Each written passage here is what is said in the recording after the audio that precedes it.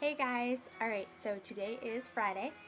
And first let me apologize for not posting a video last week. I was really, well, not sick, it was more pain. I had really bad back pain. I had just moved a certain way and completely, I don't know what, did something to my back and it just killed, and I couldn't even move even like an inch to like turn or anything for the whole night. So I had a really bad day that day. But luckily it seems to have gone away, and basically now I'm just left with still kind of a bit of back pain, but it's still a lot in my neck, so I don't know if it's all related, the whole neck pressure and then the back pain coming on suddenly and all that, but anyways, hopefully it's just gonna go away soon. That's what I've got my fingers crossed. So anyways, first what I wanted to do was answer the questions from last week. I know a lot of us, I think 3 of us didn't post videos last week, for various reasons, but Gwen, you had asked what we liked to eat, I guess as dysautonomia friendly snacks. I don't really have any particular snacks that are like super salty or anything like that, but what I do try to do is eat as healthy as possible, especially lately. So I go for a lot of dried fruits and nuts. Dried nuts often, I'll just like add some salt myself, sea salt. I don't eat table salt at all anymore. So I just use sea salt that my mom got from Greece, which is super good. For easy snacks that I can just grab quickly, I like Clif Bars because they're all natural and like these are only, I think it says that they're 70% organic. I don't really know what that means. Yeah, see, 70% organic, so that kind of makes you think, well, what the hell is in the other 30%? But anyway, the ingredients are fine. There's no preservatives. And then, of course, Larabars. I know Kylie's with me on these. They're the best. But yeah, I try to make all of my snacks and meals really healthy because I'm just researching more and more about different problems that can arise from eating unhealthy, and most of the problems that do arise are chronic problems like chronic fatigue syndrome and stuff like that. And there's been a lot of studies that show that eating healthy and eating the majority of your food raw can actually sometimes completely get rid of these types of conditions. So anyways, Lent started a few days ago, and I decided that I was going to give up foods with any preservatives at all, which is a lot harder than I originally thought because I basically can't have any breads that I buy from the store, any crackers, any cereals, basically all that stuff is just out for me now. And so I've been eating a lot of fruits and veggies, and I eat organic yogurt. I eat nuts, lots of nuts.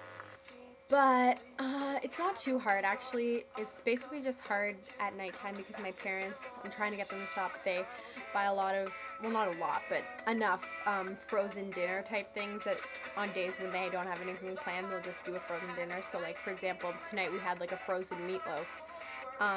And obviously it has tons of preservatives and crap in it, so I didn't eat any of that. So it's harder at dinner time, but I've been managing for the, 2-3 days that Lent has been so far, but, and I'm also eating no sugars, no sugar, but I'm letting myself have natural sugars, because I think I would die if I could never have anything sweet.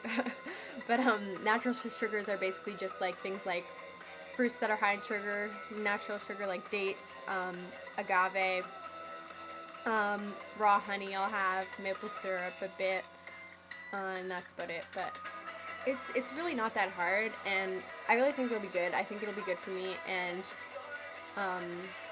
it's not that bad. I don't know, I always pictured it being so much harder to eat healthy, but it's really not that hard. And I'm hoping that in a couple of weeks I might start feeling better and really like get some results from it, which would be really encouraging and would be an encouraging reason to continue doing it even after Lent. So, okay, I'm going to end that now because I've been rambling about pretty much nothing for a while. And I will answer, Gwen, your singing question. I can't really comment on that because I don't sing at all, really. But I'm pretty sure that it would make me sicker because I know a lot of different people with dysautonomia that used to really love singing and go to singing classes and be in choirs and stuff like that, do get sicker from singing. So, I'm trying to remember. I have everything written down on my hand because I couldn't remember. I already tried this once and I was just talking about nothing because I couldn't remember you guys' questions. Leah, you asked about shoes. I just try to avoid heels because heels are just a lot of work to walk in, and it's already so much work for us to walk in general, so I just avoid heels. Paige, I don't know why I left you until now, you're first, but you asked what we told people when we had crashes and things like that. I have stopped trying to make it sound normal or anything like that. I've just literally been like, if someone's like, oh, like, what's going on with you? I'll be like, yeah, I've been really sick. I've literally been in bed, like, all day long. I can't get up, and, like, it really sucks. And they'll be like, oh, well, that's so weird. Like, that's happening and stuff. And I'm like, yeah, it's pretty weird. Sucks a lot. And, like, I don't know. I just don't care what people think about it anymore. Like, there's nothing I can do about it. And I spent a lot of time trying to cover it up that I was sick. And now, like, if I meet someone new, I'm just like, yeah, I'm chronically ill. I spend 90% of my time lying in bed. And yeah, I guess it's a good thing because it's stupid to, you know, hide it, but yeah, I basically don't care anymore. I mean, I still have friends that are like, oh, you're always sick, like, what's going on? It's so weird. And I'll be like, well, yeah, that's what a chronic illness is. It's chronic. It's not like, oh, you're sick for a couple days a year kind of thing. But anyway, Kylie, you asked what we would tell ourselves if we could go back in time and be there when we had first got sick. And I think my answer is probably the same as most of you guys' answers, and that's just that I would tell myself that everything was going to be okay. Because there was a time when I didn't really believe that. I mean, I was pretty young when I first got sick, and I just didn't know what was going on, and I just kind of, I guess I was really scared, and I didn't know what was going to happen. But yeah, I would tell myself that everything would be okay, and that things would get better. And to just hang in there, I guess. Okay. Now that I've answered all the questions, I wanted to kind of go back to the food thing and recommend an amazing documentary that you guys should definitely check out. You can watch it free online at, like, any of the free watch movies free online thing. Most of my friends with pods use them, so I'm going to assume that you guys know, but if not, you can always ask me and I can send you a link. But it's called Food Matters, and it's basically all about food and vitamins and how doctors when they go to med school, I mean, they spend 10 years in school and some of them don't even have classes on nutrition at all, and the ones that do, it's like one class out of the dozens they take. So it's really interesting, and it really touches with a lot of points regarding chronic illness and the relations to diet and nutrition, and how a lot of things can be cured with vitamins. And it's very, very interesting, and I would definitely recommend it. I've seen it twice already, so I definitely like it. What else? What will my question be this week? I didn't even think about that.